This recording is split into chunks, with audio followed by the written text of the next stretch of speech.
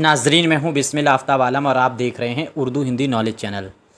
आइए, बहुत दिन से ये सिलसिला रुका हुआ था, आज उसी को आगे कंटिन्यू करते हैं। दरअसल यूपी टीजीटी का एग्ज़ाम जो है वो जुलाई में होने को है और ये क्लियर ही है अभी तक कि ये एग्ज़ाम जो है वो जुलाई में ही होगा।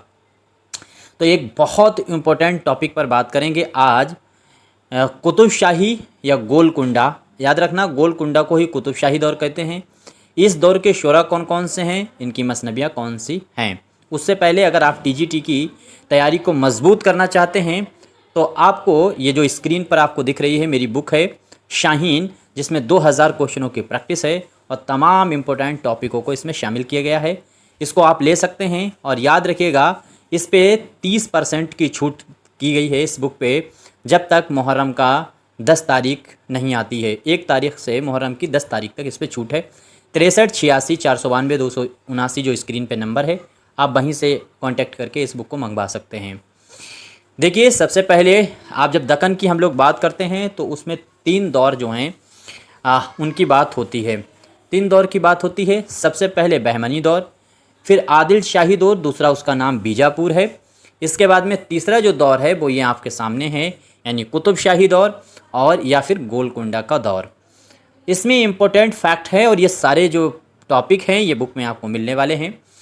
देखिए, ये दौर अगर आपसे पूछा जाता है तो इसके बारे में आपको पहले तो जानना ये है कि 1512 से लेकर के 1627 तक का इसका पीरियड रहा है। आपको ये सन याद रखना चाहिए। इसमें क्या क्या आपको ख़ास याद रखना है, देखिए बहुत अलग तरह से इसको आपके सामने रखने की कोशिश की गई। पहले उन शोरा का नाम करेंगे, आपके सामने रखे जाएंगे, बात करेंगे उन शोरा पर जो कुतुब शाही दौर से पूछे जाते हैं, कि टोटली पूछ लेते हैं कि इनमें से फ़लाना शायर किस दौर का है। बाद में वो शायर किस बादशाह के दरबार में था, ये आगे बात करेंगे। तो आपको याद रखना है पहले ये नाम, कि आपको याद रखना है फ़िरोज़ बेदरी का नाम आपको याद रखना है, हाशमी जो है अहमद शरीफ गुजराती का नाम आपको याद रखना है, शेख जो है वाहुद्दीन गवासी का नाम आपको याद रखना है, और साथ ही साथ में आपको याद रखना है इब्ने निशाती का नाम आपको याद रखना है, जुनेदी का नाम है, तबई का नाम आपको याद रखना है, और इसी के साथ साथ में अमीन का आपको याद रखना है नाम, और आखिर में आपको याद रखना है शाह फारूकी। तो इतने जो शोरा हैं ये सब कुतुब शाही दौर के हैं। आगे बात करेंगे कि किस दरबार में ये कौन था। कभी कभी जब गहरा सवाल बनाते हैं तो ये भी पूछ लेते हैं कि कौन सा शायर किस बादशाह के दौर में था, या पैदा हुआ या इंतकाल हुआ, या उसका मुल्क शोरा कौन था। तो इसमें अब ये इनकी तसानीफ़ जो यहाँ पे दी गई हैं मसनबियाँ, वो भी आपको याद रखना चाहिए। जैसे परतनामा आपसे पूछी जाए तो वो किसकी लिखी हुई है, तो फ़िरोज़ बेदरी की लिखी हुई है। अहमद शरीफ गुजराती का नाम आपको याद रखना है, इनकी लिखी हुई 2 मसनबियाँ आपको याद रखना है। यूसुफ ज़ुलेखा का नाम याद रखना है और लैला मजनू का नाम आपको याद रखना है। तो अहमद शरीफ गुजराती और फ़िरोज़ बेदरी आपको नाम याद रखना है, गोलकुंडा के शायर हैं और इनकी मसनबियाँ आपके सामने हैं। गवासी का नाम आपको मालूम है, गवासी में थोड़ा लोचा है, बाद में बात करेंगे उस पर। इसने मीना सतबंती लिखी हुई है, साथ ही साथ में सैफुल मलूक बदियुज्जमाल लिखी है और तोतीनामा लिखी हुई है। अगर ओवरऑल पूछा जाता है तो ये सारी मसनबियाँ गोलकुंडा में लिखी गई, लेकिन इनमें जब बादशाहों का क्रम आएगा तो मसनबियों का नाम चेंज होगा कि कौन से बादशाह के वहाँ कौन सी मसनबी है। इब्ने निशाती की आपको मालूम है, फुल वन के बारे में आप जानते ही हैं। ये 1655 में लिखी गई है और 1655 आपको याद रखना है। अच्छा, कुछ एक चीज़ याद रखना, बुक में 2-4 क्वेश्चन ऐसे हैं जो मिस प्रिंट हुए हैं प्रिंटिंग की वजह से, तो उसमें आपको सामने ये 1665 वहाँ दे दिया गया है, यह गलत है। 1655 ही आपको याद रखना, वो सही कर लीजिएगा। वहाँ जिन्होंने बुक ले ली है उनको सही कर लेना चाहिए। इसलिए मैं कहता हूँ कि बुक में इसकी जो है प्लेलिस्ट भी दे रखी हैं यूपी टीजीटी के लिए कौन सी इंपॉर्टेंट है। आपको बुक भी लेना चाहिए और साथ ही साथ सभी क्लास करने चाहिए, तब आप बहुत मजबूत हो जाएंगे। और प्रैक्टिस जितनी ज़्यादा कर सकते हैं उतनी करना चाहिए। तो फुल वन जो है वो 1655 में लिखी गई है और तादाद की इसमें जो है अशार की तादाद जो है वो 1744 है। ये चीज़ आपको याद रखना चाहिए। देखिए, मेरा पढ़ाने का तरीक़ा या जो क्वेश्चनों का लेवल मैं आपके सामने लेकर आता हूँ, अच्छा लगता है तो आपको वीडियो लाइक करना चाहिए, अच्छा नहीं लगता तो डिसलाइक करना चाहिए। कम से कम एग्ज़ाम तक के लिए आप सब्सक्राइब कर सकते हैं, उसके बाद अनसब्सक्राइब कर दीजिएगा ताकि आपको नोटिफिकेशन मिलता रहे। बहुत ही इम्पोर्टेंट जो है टॉपिकों पर मैं बात करता रहूँगा जब तक एग्ज़ाम नहीं होगा। अहमद जुनेदी का नाम आपको याद रखना है, ये वो बंदा है जो कुतुब शाही दौर का है, ये इस बात को दिमाग में फीड कर लीजिए। और माह पेकर इनकी मसनवी लिखी हुई है 1654 में इन्होंने ये लिखी है। तो आपको क्या याद रखना है कि अहमद जुनैदी जो हैं वो गोलकुंडा के हैं, कभी पलट के पूछ लेगा। माह पेकर किसके दौर में, किस दौर की है, तो वो गोलकुंडा की है। आगे देखो, तबई का नाम आपको याद रखना है, बहराम गुल अंदाम इन्होंने लिखी है और 1670 उसको सन आपको याद रखना है। इसके साथ साथ में अमीन का नाम आपको याद रखना है, इन्होंने ये मसनवी लिखी है किस्सा अबू शहमा, और ये जो लिखने का काम किया है वो इन्होंने किया है 1679 में। आपको किसी भी कीमत पे भूलना नहीं है। कम से कम अगर जो दरबारी शायर थे, किस बादशाह के वहाँ कौन था, अगर इतना नहीं याद रहता है तो ओवरऑल तो याद रहनी चाहिए कि ये शायर किस दौर का है, बहमनी के बीजापुर या गोलकुंडा, इस तरीके से तो कम याद ही रहना चाहिए। तो इनको मैंने अलग किया हुआ है। शाह फारूकी हाफिज़, चक्की नामे आपको याद रखना चाहिए। एक चीज़ याद रखिएगा, चक्की नामा अगर पूछा जाता है, अगर आपसे पूछा जाता है चक्की नामा, तो ठीक है, ये चक्की जो है चक्की नामा, तो इसको आपको याद रखना है। चक्की नामा ये लिखी है बंदा नवाज गेसू दराज ने। लेकिन सबसे बड़ी बात आपको याद रखना है चक्की नामे, तो ये किसकी है, शाह अहमद फारूकी की है। अब एक बार सिलसिलेवार देखिए, कुतुब शाही दौर के जो बादशाह हैं उनमें देख लीजिए। बादशाहों में आपको क्या याद रखना है, मैं बताता चलता हूँ, इम्पोर्टेंट क्या है आपके लिए। देखिए, सबसे पहला जो बादशाह है इसका नाम याद रखना है और इसकी जो है वो सन याद रखनी है। दूसरी बात, सबसे आखिरी बादशाह कौन सा है उसका सन आपको याद रखना है। उसके बाद जो है बादशाह का नाम आपको याद रखना है। दूसरी चीज़, चौथा जो बादशाह था इब्राहिम कुली कुतुब शाह, यहाँ से सभी बादशाहों के बारे में पढ़ते हुए चलना है, इतने ज़्यादा काम के हैं। तो 8 बादशाह हैं। जब कभी भी तरतीब से आपको कोई चीज़ याद करनी होती है तो एक तरीक़ा होता है याद करने का कि 4-4 जो है टुकड़ों का एक प्यार बना लीजिए। जैसे यहाँ पे 8 हैं तो इनको 4-4 टुकड़ों में बांटिए। जैसे सुल्तान कुतुबुल मुल्क जमशेद सुबहान इब्राहिम, ठीक, कुतुबुल मुल्क जमशेद सुबहान इब्राहिम, 4 एक बार में याद करिए। फिर कुली कुतुब शाह, मोहम्मद कुतुब शाह, अब्दुल्ला कुतुब शाह और साथ साथ में अबुल हसन कुतुब शाह, इनके नाम 4-4 टुकड़ों में बांट करके आप याद रख सकते हैं। सन आपको पहले टुकड़े में याद रहें तो सन आपको सिलसिलेवार याद रहेगा। पहला बादशाह जो बैठा हुआ है वो 1518 से लेकर के 1543 तक रहा है और इस तरह से ये पूरी लिस्ट आपके सामने है। यहाँ से आप खुद ही देख सकते हैं पूरी लिस्ट में। तो कौन सा बादशाह, अब इसमें देख लीजिए, इब्राहिम कुतुब शाह का दौर आपको ख़ास तौर से याद रहना चाहिए। फिर यहाँ से सभी ये नीचे के 5 हैं, इनका तो सन हर हाल में याद रहना चाहिए। क्रम पूछ सकता है और सन भी कब से कब तक रहा बाई चांस पूछ सकता है, और इतना नहीं याद रहता तो पहला और आखिरी तो याद रहे। तो इब्राहिम को याद रखिए, 50 में बैठा 80 तक रहा। मोहम्मद कुली कुतुब शाह पता ही है, 12 प्यारियों का आशिक, 80 में बैठा 1611 तक रहा। इसके बाद में मोहम्मद कुतुब शाह जो है बैठा हुआ है वो 1126 तक रहा, और अब्दुल्ला कुतुब शाह उसके बाद रहे हैं 1626 से 1672 तक। फिर अबुल हसन कुतुब शाह जो हैं इसके वहाँ सबसे ज़्यादा शायर थे, 72 से 87 तक ये गद्दी पे रहा। अब देखिए, इन्हीं के जो बादशाह जो इब्राहिम है चौथा बादशाह, वहीं से आपको सिलसिलेवार चीज़ें समझनी हैं। एक चीज़ आपको पहले यहीं से जान लेनी है कि इब्राहिम कुतुब शाह जो इब्राहिम कुली कुतुब शाह है ये चौथा बादशाह है, और यहाँ से आपको याद रखना सन इसका 1550 से 1580 है। ये कुतुब शाही दौर का चौथा बादशाह है और इसके दौर में कुतुब शाही दौर में उर्दू के अदब की इब्तदा की तारीख़ मिलती है। यानी उर्दू के अदब की इब्तदा की तारीख़ किसके वहाँ से मिलती है दक्कन में, तो इब्राहिम कुली कुतुब शाह का नाम आपको याद रखना है। इब्राहिम कुली कुतुब शाह के दौर के कौन कौन से शायर हैं इस पर आप गौर कीजिएगा। देखिए, सबसे पहले आप मुल्ला ख़याली का नाम आपको याद रखना है, सैयद महमूद का नाम आपको याद रखना है। मुल्ला ख़याली और सैयद महमूद ये दोनों आपको याद रखना है, इब्राहिम कुली कुतुब शाह के दौर के शायर हैं।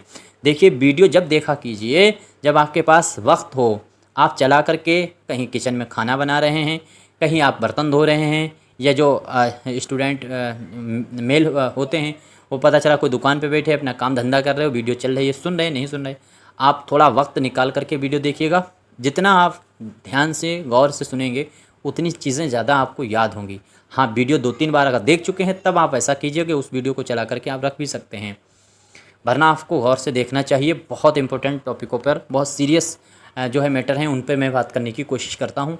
ऐसे उलूल जुलूल मर्जी हो, आसान चीज़ें मैं आपके सामने नहीं लाता। तो फ़िरोज़ जो बहमनी, याद रखना, एक और ये शायर का नाम है फ़िरोज़।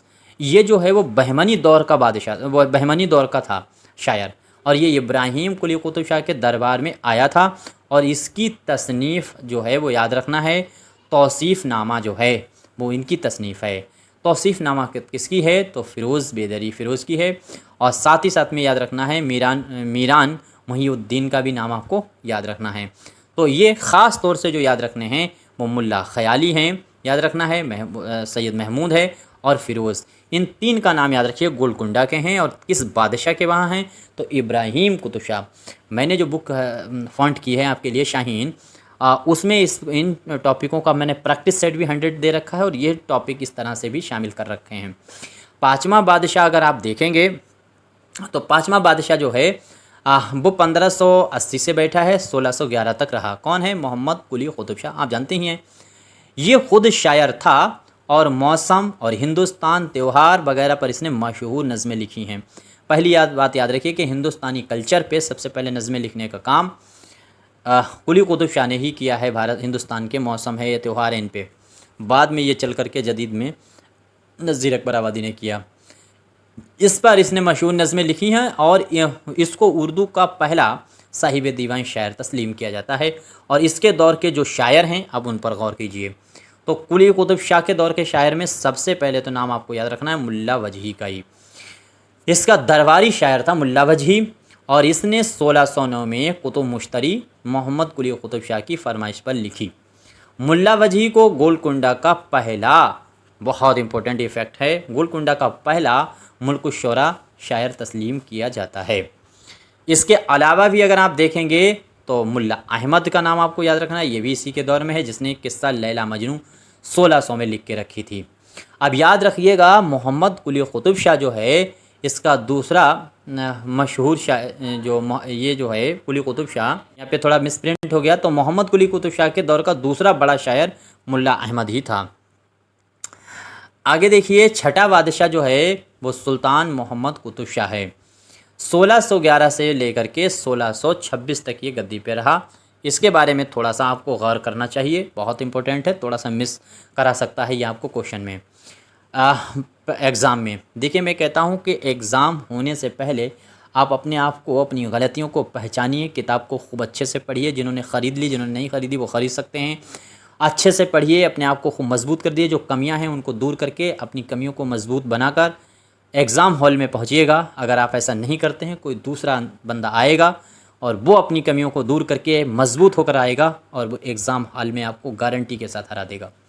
उससे पहले आप अपने आप को तैयार कर लीजिए। इसमें क्या है, एग्ज़ाम बढ़ रहा है घट रहा है इससे कोई फ़र्क नहीं पड़ता है। योद्धा कभी हार नहीं मानते। योद्धाओं का मतलब सिर्फ युद्ध करना होता है, उसका हारना और जीतना कोई वैल्यू नहीं रखता। एग्ज़ाम होना ना होना बहुत बड़ी चीज़ नहीं है। आप योद्धा अगर हैं तो आप डटे रहिए, मैदान में एग्ज़ाम ज़रूर होगा। आप अगर हट भी जाएगा तो 2 महीने बाद सही, और जैसे मेरी ये बुक है तो ये 2 महीने में आप अगर रटने पे आ जाएँ तो रट भी नहीं पाएंगे। इसके शुरू के 2 ऐसे टॉपिक हैं जो आपके लिए मोस्ट इम्पोर्टेंट हो सकते हैं, बहुत इंपॉर्टेंट हो सकते हैं, और दोनों टॉपिक को रटने के लिए कम से कम 1-1.5 महीना चाहिए हूबहू, और हर हाल में रटे होने चाहिए एग्ज़ाम निकालने के लिए। तो सुल्तान मोहम्मद कुतुब शाह जो है इसके बारे में गौर से देखिएगा तो सुल्तान मोहम्मद कुतुब शाह के दरबार में गवासी का नाम आपको याद रखना है, ये शायर था। इसने अपनी मसनफ़ी सैफुल मलूक बदिउज जमाल का नाम आपको याद रखना है, लिखी थी। तो सैफुल मलूक बदिउज जमाल जो है, सैफुल मलूक बदिउज जमाल कहाँ लिखी गई है, किसके दरबार में? तो मोहम्मद कुतुब शाह के वहाँ। गौर से सुनिए, मोहम्मद कुतुब शाह के वहाँ कब लिखी गई है? तो 1624 के आसपास में लिखी गई है। और बाकी जितनी मसनवियाँ गवासी ने लिखी हैं वो सब की सब मसनवियाँ अब्दुल्ला कुतुब शाह के दरबार में लिखी हैं। ये चीज़ आपको हर हाल में याद रखना चाहिए।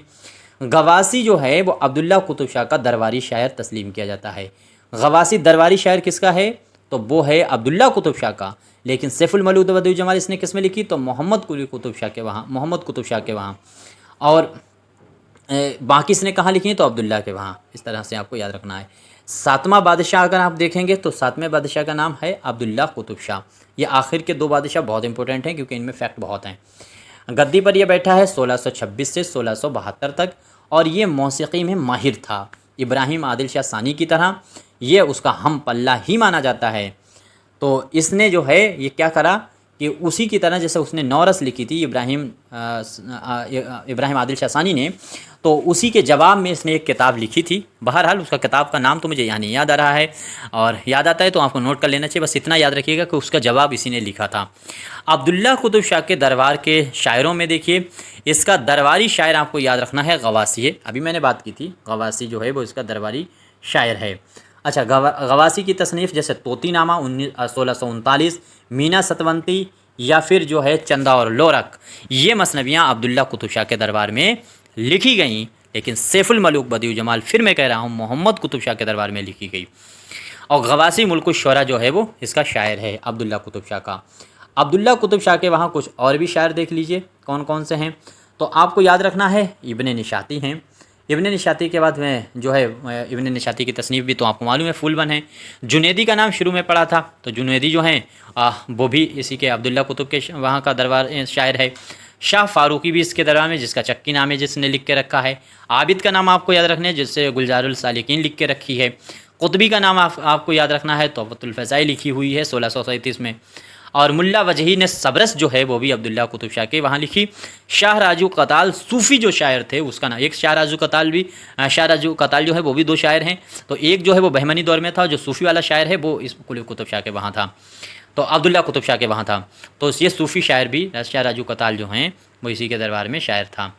आगे देखिए 8वां बादशाह, और यह आखिरी बादशाह है, अबुल कुतुब शाह है, यानी अबुल हसन ताना शाह भी इसे कहा जाता है। 1672 में से गद्दी में बैठा और 1687 यानी आखिर तक यही गद्दी पे रहा। अच्छा, इस बादशाह के साथ में कौन, अगर मुग़ल सल्तनत का बादशाह पूछ लिया जाए तो औरंगज़ेब का ये दौर रहा है।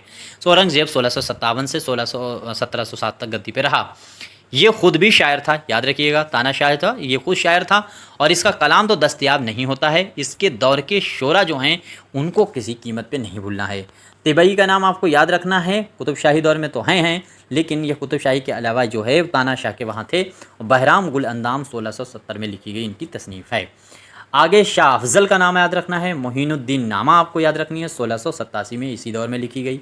अमीन ने जो है क़िस्सा अबू शहमा जो है वो भी इसी के दौर में लिखी है, अबुल ताना शाह के वहाँ।